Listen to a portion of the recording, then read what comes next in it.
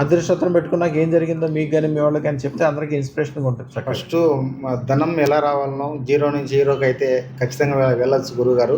So అలాగే మంచి జ్ఞానం బయట మనుషుల్లో మనం వెళ్తే ఎలా మాట్లాడాలనే ఫస్ట్ జ్ఞానబోధన సక్సెస్ ఏదైనా కాన్వర్జేషన్ కానీ వ్యవహారం కాడికి వెళ్తే పని సక్సెస్ అయిపోతుంది. అవును గురుగారు. మనం ఏదనుకుంటే చిన్న చిన్న పనులు కానీ పెద్ద పెద్ద పనులు కానీ అయ్యే అవకాశం ఖచ్చితంగా 100% ఉంది గురుగారు.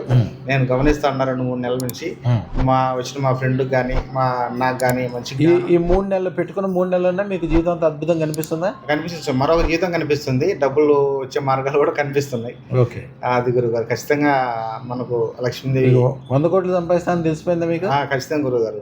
100 కోట్లు అంటే ఎదురు రోజుల్లో గొప్ప, ఈ రోజుల్లో ఏం గొప్ప కాదు. మనసుకి చెప్పగలగాలి 100 కోట్లు అంటే గొప్ప కాదు అనే విషయం. మీరు ఎప్పుడైతే మనసుకు చెప్తారో మీరు అనుకున్న దానికంటే ఇంక ఎక్కువ వచ్చేటట్లు మార్గాలు కనిపించిపోతాయి.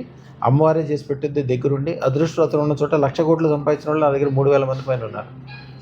జీవితాలు అద్భుతంగా మారిపోతాయి. ఖచ్చితంగా గురుగారు.